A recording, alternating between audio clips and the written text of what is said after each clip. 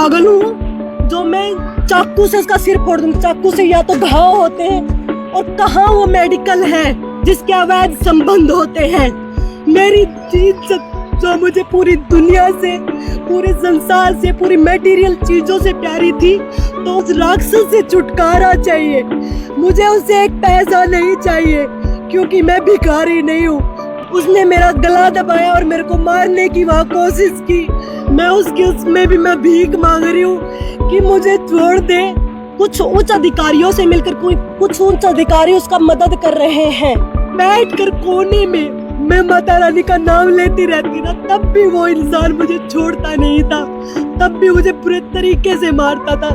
एक चाय पीती थी ना, उससे आवाज आ जाती, जब भी वो इंसान मुझे पूरे तरीके से मारता था वो।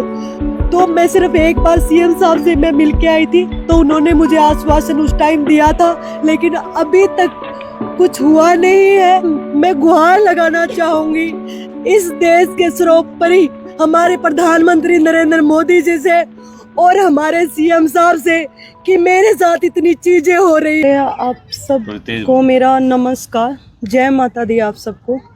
मैं यहाँ आई हूँ, मेरे बारे में मेरे पति देव दीपक हुड्डा जी ने जो आरोप लगाए हैं उनके बारे में बताने के लिए। एक्चुअली मैं बहुत टाइम से मैं डिप्रेशन में चल रही थी और मैं बोल नहीं पा रही थी चीज़ों को, और अभी मेरी मेडिकेशन भी चल रही है और उसके अभी मैं थोड़ा सा ठीक महसूस कर रही हूँ। लेकिन तभी मैं आई, मैं अभी भी इतना कैपेबल नहीं हूँ कि मैं बहुत ज़्यादा बोल पाऊँ, लेकिन फिर भी मेरी मजबूरी हुई कि आने की, क्योंकि मेरे को बहुत ज़्यादा परेशान किया जा रहा है, बहुत ज़्यादा प्रताड़ित किया जा रहा है। मैं आप लोगों को बता दूं कि 2015 से मैं दीपक हुड्डा को जानती हूं।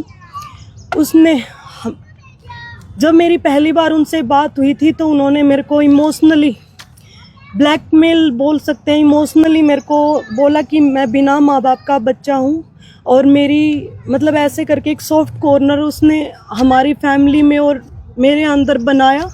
और मेरी बातचीत उनसे शुरू हुई 2015 में।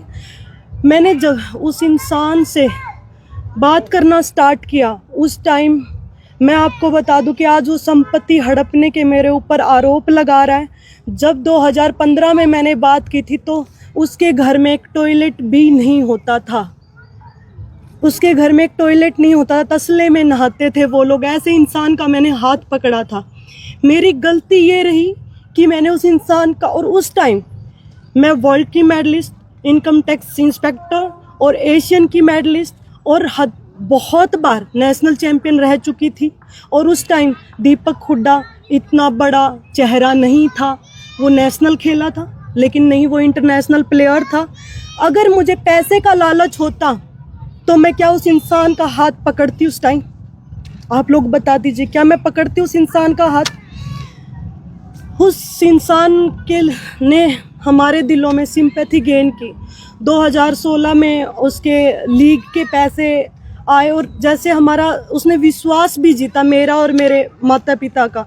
हम उस पर ब्लाइंडली फेथ करते थे, क्योंकि मेरे मम्मी पापा को वो ऐसे बोलता, मेरा माँ बाप नहीं है तो आप ही मेरे माँ बाप हो। और उस टाइम हमने उसके ऊपर बिल्कुल ब्लाइंडली फेथ किया। मेरा ये एक कसूर है कि मैंने किसी के ऊपर अंधा विश्वास किया। और उस आदमी ने अपना टैक्स बचाने के लिए, टैक्स चोरी करने के लिए, मैं आपको बता दूं कि 2016-17 में जो हमारे 16-17 में जो 5 लाख रुपए हमारे अकाउंट में डाले और वापस कितने लिए? 7 लाख रुपए। 2 लाख रुपए तो उसने उसी साल हमारे खा गया वो। और वो बोल रहा है कि मैंने धोखा किया। ऐसे ही सारे रिकॉर्ड है मेरे पास, मैंने लिखित में हर साल के सालाना जो रिकॉर्ड किए हुए हैं, और वो आपको मेरे वकील बता देंगे उसके बारे में, क्योंकि मेरी अभी ऐसी स्थिति नहीं है कि मैं सारे आंकड़े याद कर सकूं, क्योंकि 4-5 साल की बात है। लेकिन वो विश्वास था तो लेन देन भी होता था। मैं ये नहीं कह रही कि मेरे अकाउंट में या ये पैसे नहीं आए हैं, बिल्कुल आए हैं, लेकिन उनको हमने वापस भी किया है। वो ट्रांजैक्शन तो उसने नहीं दिखाई, उसने तथ्यों को छुपाया है। और उसने ये भी छुपाया है कि वो इनकम टैक्स की चोरी कर रहा है। मेरे माँ बाप इतने पढ़े लिखे नहीं हैं, बिल्कुल उसने अपना, जो मेरे भाई बहन उस टाइम 17-18 साल के थे, उस टाइम उसने बैंक अकाउंट में उनका टैक्स बचाने के लिए ट्रांसफ़र करता था पैसे, सैलरी दिखाकर। किसी को वो दिखाता था कि ट्रेनर, किसी को अपना कर्मचारी दिखाकर उसने पैसे डलवाए हमारे अकाउंट में, और उसने वो पैसे वापस भी ले लिए निकलवा कर। और कुछ पैसे उसने ऑनलाइन जैसे ट्रांजैक्शन कहीं उसके रिश्तेदारों में कहीं उसमें उसने वो वापस पैसे लिए हैं, जिसका रिकॉर्ड मेरे पास बैंक खातों में भी है। और फिर वही इंसान हमारे ऊपर इल्ज़ाम लगा रहा है कि हम पैसे उसके खा गए, ऐसा कुछ मेरे पापा के ऊपर और हमारे ऊपर। क्योंकि मेरे पापा इतने पढ़े लिखे नहीं थे, ब्लाइंड फेथ करते थे। अब कोई सैलरी डालता है हमारे अकाउंट में, टैक्स तो हमें भी देना पड़ेगा ना सैलरी का। मेरे पापा के अकाउंट से, मेरी माँ के अकाउंट से, मेरे भाई बहन के अकाउंट से हम उसकी जो वो सैलरी डालता था उसका टैक्स भी हम भरते थे। और जबकि टैक्स हम अपनी पॉकेट से भर रहे हैं और उसको सारा पैसा जा रहा था, लेकिन उस चीज़ से हम अनभिज्ञ थे। मेरे मम्मी पापा को इस चीज़ की नॉलेज ही नहीं थी कि ये किस चीज़ की क्या चीज़ें हो रही है, क्योंकि उसके ऊपर बिल्कुल ब्लाइंडली फेथ करते थे। तो ये एक मैटर था। दूसरा, वो इल्ज़ाम उसने जो लगाया मेरे ऊपर और मेरे परिवार के ऊपर संपत्ति हड़पने का, मैं उससे ये सवाल करती हूँ, सबको ये लगता होगा कि बहुत बड़ा प्लेयर है, उसके पास अरबों की संपत्ति होगी। मैं आपको बता दूं, जब मैंने उस इंसान का हाथ पकड़ा था तो उसके पास, उनके घर में टॉयलेट तक नहीं था। उसके पास संपत्ति के नाम पर पुश्तैनी कोई भी संपत्ति नहीं थी। एक किला, अपने भैया हरियाणवी भाषा में जो बोलते हैं, एक दौरा भी पूरा को नहीं उसका दौरा है। संपत्ति क्या की खागी मैं उसकी और मेरा परिवार, कोई पूछने वाला हो उस इंसान से। और उसके जो पैसे आए वो हमने, मेरे पास सारे लीगल डॉक्यूमेंट है और सारी ट्रांजैक्शन है। इसमें लिखा हुआ है, हर एक जो ट्रांजैक्शन हुई उसमें लिखा हुआ है कि क्या क्या पैसे आए, क्या क्या पैसे गए उसके खाते में। और सारी ट्रांजैक्शन मैं कल मेरे ऊपर ये बगैर जांच किए हुए रोहतक में केस को फाइल किया गया मेरे खिलाफ। पहले वो मैंने अपना यहाँ 11 तारीख को मैं मिली थी हमारे हिसार एसपी से। मैं आपको पहले प्लाट की क्लैरिफिकेशन दे देती हूँ, क्योंकि मैं थोड़ा सा, मैं बता रही हूँ कि मैं भूल जाती हूँ, ट्रैक से थोड़ा निकल जाती हूँ। तो मैं प्लाट के बारे में बताती हूँ आपको। जो बोल रहा है कि मेरा प्लाट धोखे से नाम करवाया, मैंने कौन सा धोखे से नाम करवा लिया? प्लाट भी आज भी उसी इंसान के नाम पर है। वो प्लाट, आधा प्लाट उसके नाम पर है और आधा प्लाट मेरे नाम पर है, जो कि मैंने शादी से पहले 2018 में मैंने खरीदा था। शादी के बाद नहीं खरीदा था कि जो उसकी संपत्ति होगी, ऐसा नहीं है। एज ए वाइफ मैंने उसकी कोई संपत्ति पर कभी कोई अधिकार, मैंने 100 रुपये भी कभी उस इंसान से नहीं लिए हैं। मैं आपको बता दूं, उस इंसान का मैंने 2018 में जब मैंने प्लाट लिया, मेरे प्लाट की सारी ट्रांजैक्शन मेरे खाते से की हुई है। वो खाता भी यहाँ पर है, उसकी सारी डिटेल मैंने रोहतक पुलिस को भी दी हुई है।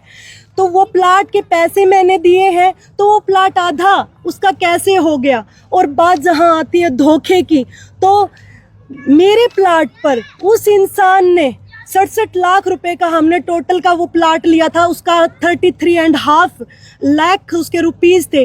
33.5 लाख रुपए देकर वो आदमी मेरे से बगैर बताए, मेरे से साइन करके, गुड फेथ में साइन करवा कर 80 लाख रुपए उसने HDFC बैंक से लोन ले रखा, वो मेरे को बगैर बताए, और धोखा मैंने कर दिया। अब ये बताइए मैंने कैसे धोखा कर दिया?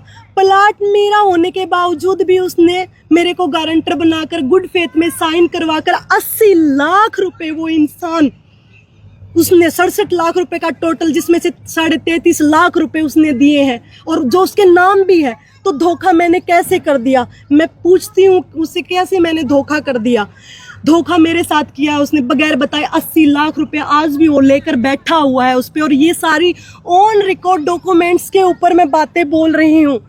और जहाँ अपने रिश्तेदारों के, उसने जो पैसे लिए हमसे, जो उसके रिश्तेदारों के दोस्तों के खातों में ट्रांसफर करवाए हैं, जो पैसे उसने सैलरी के नाम पर मुझे दिए हैं, कैश भी लिए हैं उसने। मैं कैश के अलावा आज भी मैं उस इंसान से ऑन रिकॉर्ड 20 से 30 लाख रुपए ऑन रिकॉर्ड भी मांगती हूँ। लेकिन उसने क्या किया, मेरे को बदनाम करने के लिए ऑन कि मीडिया में कुछ भी बोल दो, आपको है ना, आपको कोई भी सबूत देने की जरूरत नहीं है। उसने ये सोचा ताकि वो मेरे को बदनाम कर सके।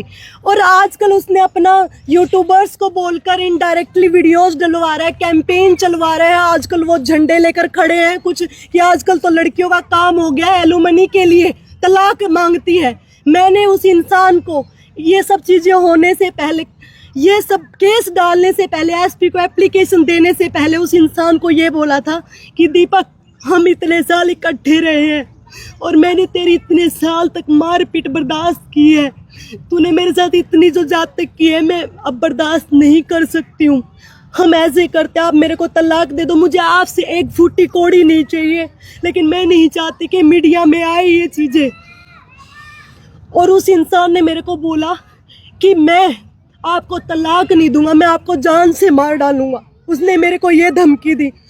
मैंने जब जाके ये चीज़ें, ये हमारे हिसार एसपी को एप्लीकेशन दी उसके खिलाफ, और मैं आपको बता दूं कि ये सिलसिला आज से नहीं, मेरी शादी के 4 दिन पहले से उस इंसान ने, शादी मेरी 21 दिन की शादी का टाइम हमने रखा था।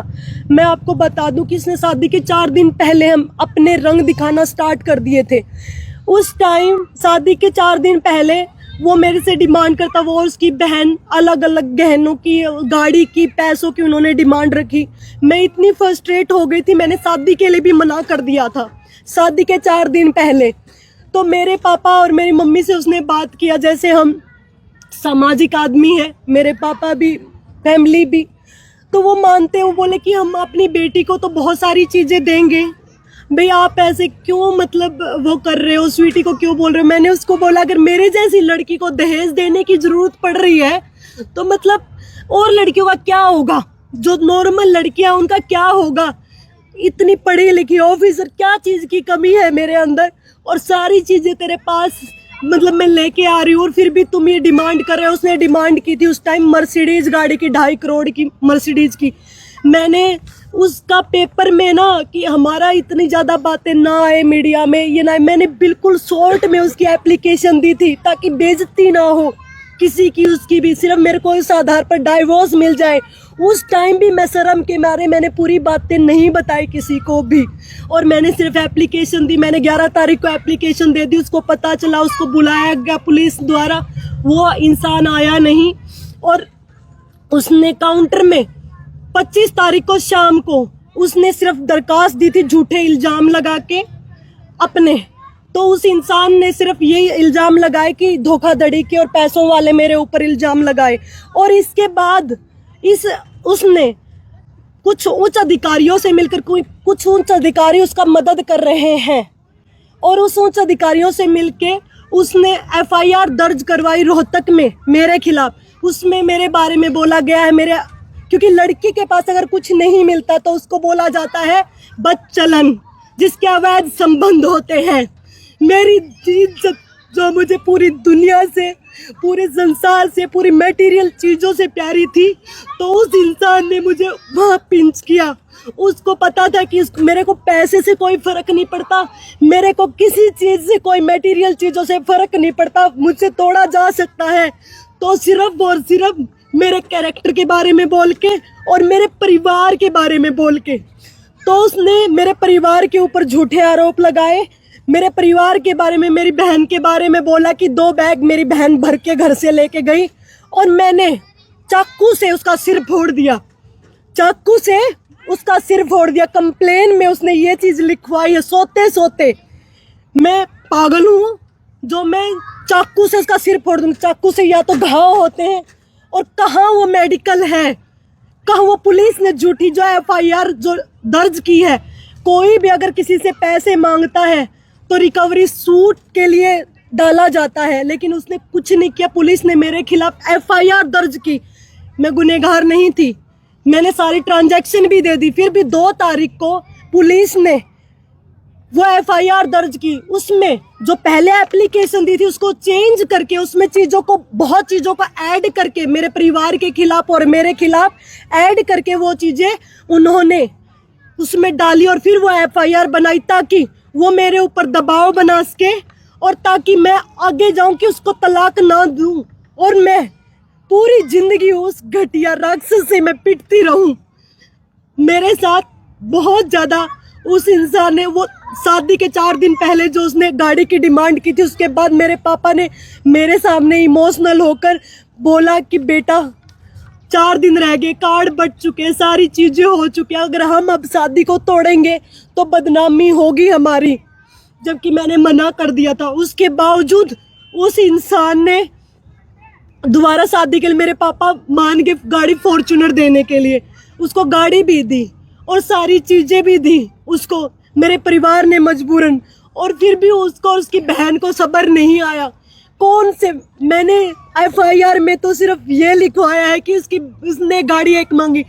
मेरी ननंद ने मेरे पास, मैं बता दूं, मेरी ननंद ने उसमें समाज में भी कोई ननंद के लिए गाड़ी नहीं देता अलग से, वो मेरा उसके लिए भी मुझे टॉर्चर करती थी, क्योंकि एफआईआर में मैंने सिर्फ मेरे पति को ज़्यादा मेंशन किया था क्योंकि मुझे किसी को बदनाम नहीं करना था, मुझे सिर्फ डाइवोर्स लेना था, सिर्फ इसलिए मैंने बहुत लिमिटेड चीज़ें उसमें मेंशन की थी। वो मेरे को टॉर्चर करती दिन में। 1.5 महीने मेरी शादी को हो गए थे। 1.5 महीने बाद मैं इतनी परेशान हो चुकी थी, मैं छोड़ के अपना मैं कैंप में चली गई। उसके बाद मैंने उसको ब्लॉक, वो बहुत फ़ोन पर भी टॉर्चर करता था, आके भी टॉर्चर करता था, और आके मैंने उसको ब्लॉक कर दिया। मेरा जब एशियन चैम्पियनशिप में खेलने की मेरा जब गोल्ड मेडल आया तो सबसे पहले वो इंसान एयरपोर्ट पर मिला, लेकिन उसको ये पता कि मैं दुनिया के सामने में कुछ नहीं बोल सकती। वो इंसान वहाँ ये दिखा रहा है कि वो मैं इतना सपोर्ट करता हूँ। मुझे पता है कि उसने क्या चीज़ मेरे साथ की और क्या वो कर रहे हैं वहाँ पे जाके। इसके बाद बात आती है, जैसे हम आ रहे थे या भी चुनाव से पहले जैसे इसकी ये हर रोज़ की बातें बढ़ती गई, मैं दूर रहती, मैं कैंप में रहती थी, सारी चीज़ें। अब चुनाव से पहले हम चंडीगढ़ से सीएम साहब से मिल के आ रहे थे, हम गाड़ी में थे और हमारी इतनी बातें, मतलब जैसे वो मेरे को टॉर्चर करता था, सारी चीज़ें होती थी, मेरे से लिए असहनीय हो गया था। आते टाइम उसने गाड़ी में भी मेरे साथ मारपीट की। जो सबूत मैंने अपने, जो हिसार पुलिस है उसको भी सारे सबूत दिए हुए हैं, मेरे साथ मारपीट होने के भी उसने मेरा गला दबाया और मेरे को मारने की वहाँ कोशिश की। मैं उसमें भी मैं भीख मांग रही हूँ कि मुझे छोड़ दे, तुम इसलिए मेरे को टॉर्चर कर रहे हो कि मैं शर्म के मारे, मेरी माँ बाप की इज्जत के मारे तेरे से भी मैं डाइवोर्स नहीं ले सकती, इसलिए तुम मेरे को इतना ज़्यादा टॉर्चर कर रहे हो। तो फिर उसने मेरे को छोड़ा नहीं और मेरे को वो टॉर्चर करता रहा। फिर उसके बाद जैसे मेरे मामा जी आते, वो एकदम से बातें बदल जाता है और वो फिर मेरे को दबाव बनाता है।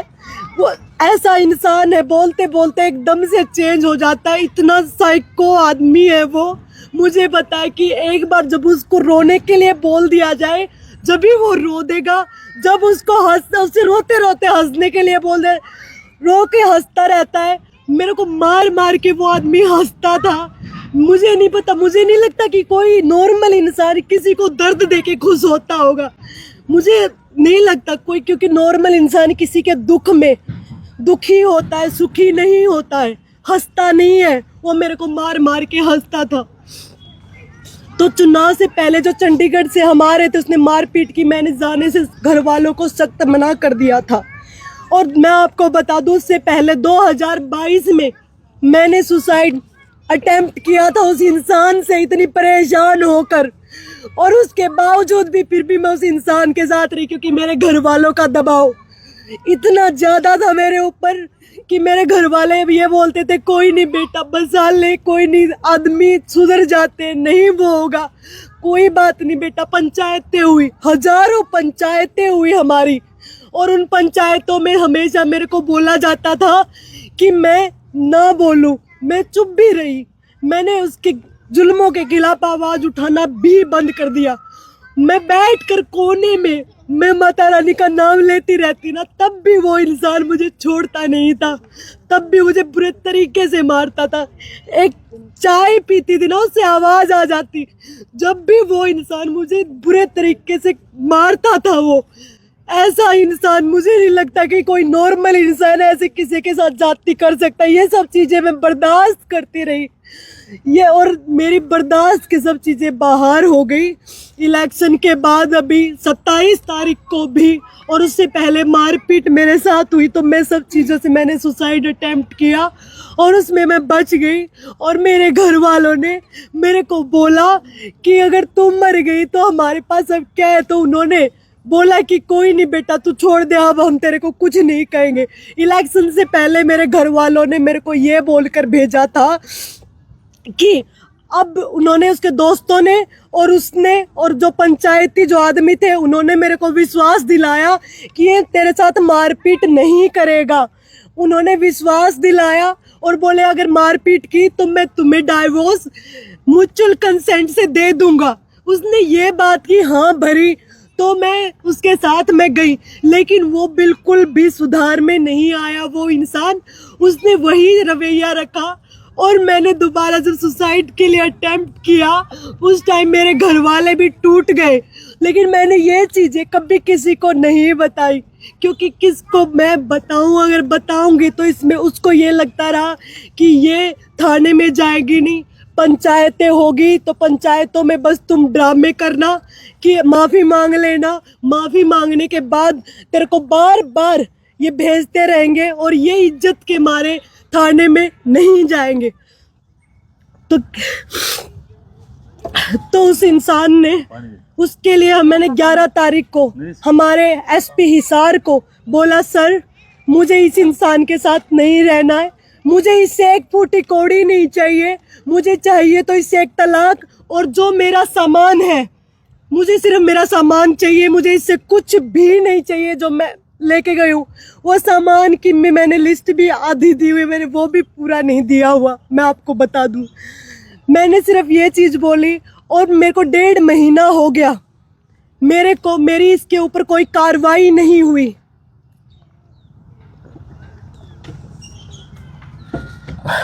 और उसके बावजूद पुलिस ने 15 तारीख को अभी मेरे ऊपर दबाव, मेरे को बताया नहीं कि वहाँ दीपक हुड्डा आने वाला है। दीपक हुड्डा ने प्लान किया, इसमें कुछ उच्च पुलिस अधिकारी शामिल है इस साजिश में। उनके साथ उन्होंने मिलकर मेरे को ये नहीं बताया कि दीपक हुड्डा वहाँ आया हुआ है। उन्होंने मेरे को डॉक्यूमेंट्स के बहाने वहाँ पे बुलाया, जबकि मैंने सारी सब चीज़ें दे चुकी थी मैं। और फिर वहाँ बुलाकर मैंने उनको ये बताया था कि जब दीपक हुड्डा मेरे सामने आता है, मेरी तबीयत, वो मेरे को बोलता है कुछ, मैं उसकी आवाज़ सुनती हूँ तो मैं इतनी ज़्यादा परेशान हो चुकी हूँ, मैं इतनी डिप्रेशन में हूँ कि मेरे को पैनिक अटैक्स आते हैं। और वो इंसान आया और वहाँ उसने ऐसे ही गंदा गंदा बोलना स्टार्ट किया और उसने मेरे को एक वीडियो दिखाया फ़ोन में, और वीडियो को देखने के लिए मैं बोला कि दिखाओ कहाँ है वीडियो। मैंने उसके हाथ से सिर्फ फ़ोन लेने के लिए वो किया था और उसी ने, सिर्फ ये बात हुई थी, वहाँ पे पुलिस वाले भी, सब चीज़ें थी, वहाँ का CCTV कैमरा रिकॉर्ड आप निकलवा कर दे सकते हो। वहाँ मेरा पापा और मेरे मामा तो अंदर मौजूद भी नहीं थे, जिनका इन्होंने नाम भी लिखवाया हुआ है इस FIR में। झूठी FIR उसने कटवाई, झूठा मेडिकल जाके करवाए। मैं बोलना चाहूँगी कि क्या हमारे देश में क्या चल रहा है, मेरी जैसी लड़की के साथ वो चीज़ें कर रहे हैं ये कुछ लोग मिलकर। मैं गुहार लगाना चाहूँगी इस देश के सर्वोपरि हमारे प्रधानमंत्री नरेंद्र मोदी जी से और हमारे CM साहब से कि मेरे साथ इतनी चीज़ें हो रही है, मैं किसी को ये चीज़ें नहीं बता पाई। मैं हमारे CM साहब से मिली भी थी, उन्होंने मेरे को बोला था कि 28 तारीख तक मेरा सेशन चल रहा है, मैं बोलूँगा कि ये म्यूचुअल कंसेंट से सारी चीज़ें हो जाए। लेकिन उस इंसान को ये चीज़ें बिल्कुल बर्दाश्त नहीं थी। मैं मजबूर हो गई हूँ अब मीडिया के सामने आने के लिए, क्योंकि वो मेरे को टॉर्चर कर रहा है, मेरे को झूठे केस में मेरे परिवार को फंसाकर घंटों तक थाने में बैठाया जा रहा है। क्योंकि मैं एक इंसाफ पसंद लड़की हूँ और मैंने इतनी चीजें, मेरे डिप्रेशन में होने के बावजूद भी मैं वहां पर हॉस्पिटल से मैं थाने में जा रही हूँ और मेरे से इतनी पूछताछ हो रही है झूठे केस की, जबकि वो एफआईआर ही नहीं होनी चाहिए थी। उनको जांच करनी चाहिए थी कि क्या बात हुई थी। एफआईआर दर्ज होती है और उसमें मेरे को ही टॉर्चर किया जाता है। आज मैं जमानत पर बाहर हूँ, मैं आप लोगों को बता दूं, आज मैं जमानत पर बाहर हूँ। मेरा केस जो 1.5 महीने से है, उसमें जो आरोपी था, जांच पूरी हो चुकी, यानी कि दीपक हुड्डा, वो आज खुलेआम बाहर घूम रहा है। और मैं जो इसका 2 दिन, जिस केस में लोगों को हजारों, मतलब कितने महीनों तक कोई पूछता भी नहीं जिन केसों को, उस केस में मेरे को गिरफ्तार किया गया। समझ सकते हो मैं आज इस मामले में मैं आज जमानत पर हूँ। मेरे साथ क्या कर रहे हैं इसमें मैं अगर मेरे को आने वाले टाइम में अगर कुछ हो जाता है या मैं मर जाती हूँ या कोई मेरा एक्सीडेंट या कुछ भी किसी भी उससे, या मेरे को कोई अटैक आ जाता है, मैं मर जाती हूँ, तो मेरी मृत्यु का कारण सिर्फ और सिर्फ दीपक हुड्डा और यहाँ का एसपी हिसार होगा। क्योंकि मैंने 1.5 महीने पहले एसपी हिसार को मैंने सारी अपनी चीजें लिखित में मैंने ये बोला था, मुझे कुछ नहीं चाहिए उस इंसान से, मुझे सिर्फ डाइवोर्स चाहिए। लेकिन सभी पुलिस वाले, कुछ उच्च अधिकारी रोहतक के भी और हिसार के भी मिलके मेरे ऊपर दबाव बना रहे हैं कि मैं डिप्रेशन में आऊं और डिप्रेशन में आके फिर मैं दोबारा से दीपक हुड्डा को मेरे को आमने सामने बिठाया जाए और फिर मेरे को अटैक आए।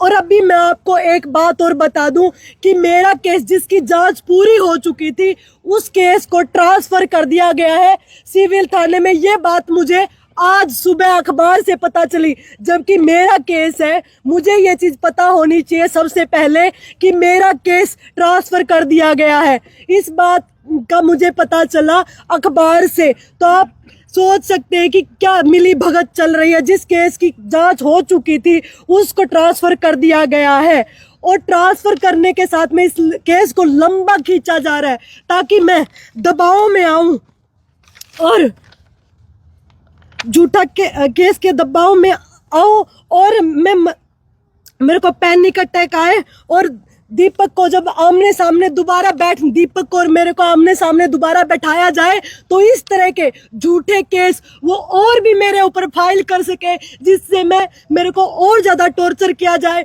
और ज्यादा प्रेशराइज किया जाए और मैं उसका डाइवोर्स ना दूं। मैं आपको ये पूछना चाहती हूँ, मेरी क्या गलती है? मेरी यही गलती है कि मैं एक लड़की हूँ। मेरी यही गलती है कि मैंने अपने दुख को पूरी दुनिया के आगे नहीं बताया। मेरी यही गलती है कि एक लड़की होके मैं रोते हुए कैमरे पे कभी आई नहीं, और वो लड़का होके ड्रामे करके लोगों के सामने वो ड्रामे कर रहा है और उसको आप ये ऐसे जज करते हो। मैं लड़की होकर अगर आपको रो के नहीं दिखा रही, अपने दुख नहीं बता रही, तो इसका मतलब ये नहीं है कि मैं दुखी नहीं हूँ। मैं भी दुखी हूँ। मैं हमेशा सीखा है कि मुझे दुनिया के सामने रोने से मुझे कुछ नहीं मिलने वाला। मुझे दुख होता है तो मैं रोती हूँ, तो मेरी महामाई भगवती के सामने, किसी के सामने नहीं रोती हूँ मैं। और मैंने हमेशा किसी को अपने दुख नहीं बताए। मेरा यही। स्वीटी जी, आप अब क्या चाहते क्या हैं आप? मेरा गुनाह ये है कि मैंने एक अंधे आदमी के सामने अंधा विश्वास किया। पानी पी के और आराम से जवाब देते, कोई बात नहीं, कोई ऐसी बात नहीं है, बता दो जैसे पूछ रहे हैं। नहीं, मेरी गलती बताओ। मैंने उस आदमी के ऊपर अंधा विश्वास किया, यही गलती है। उसने मेरे को बिना माँ बाप का बच्चा बोल के, मैंने सिर्फ उसको जिंदगी में एक ही वर्ड बोला था कि कोई हो ना हो तेरे साथ मैं होंगी, और मैंने उसको वहां से उठाकर यहाँ तक पहुंचने में उसकी सारी मदद की, और वो इंसान मेरे को आज ऐसा सिला दे रहा है। क्या मेरी यही गलती है?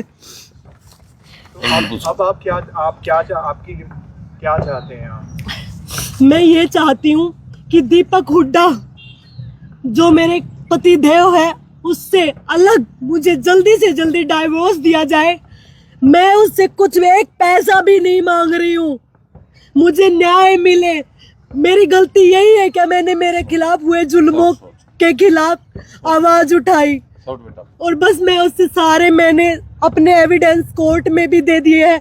13 तारीख को मैंने कोर्ट में अपना हाँ मेरे जो डाइवोर्स का केस भी फाइल कर दिया है, और वो इंसान मेरे को प्रेशराइज कर रहा है कि मैं डाइवोर्स ना लूं और इनके खिलाफ ना बोलूं। मैं चाहती हूं कि मेरे खिलाफ जो जुर्म हुआ है उसका बदला, तो क्योंकि मैं स्ट्रांगली कर्मा बिलीवर भगवती महामाई अपने आप ले लेगी, लेकिन मुझे उस राक्षस से छुटकारा चाहिए।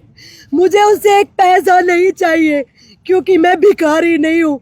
महामाई ने मुझे हाथ पाँव दिए हैं, मैं खुद कमा के खा सकती हूँ, लेकिन मुझे उस राक्षस से छुटकारा चाहिए। मैं आप लोगों से हाथ जोड़ के ये विनती कर रही हूँ कि मुझे न्याय दिलाने में मेरी मदद करें, उस राक्षस से मेरा पीछा छुड़वाने के लिए मदद करें, ताकि मुझे डाइवोर्स वो जल्दी से जल्दी दे दे, और मुझे पुलिस द्वारा जो टॉर्चर किया जा रहा है वो मेरे को टॉर्चर ना किया जाए, क्योंकि मैंने किसी से कुछ नहीं मांगा है।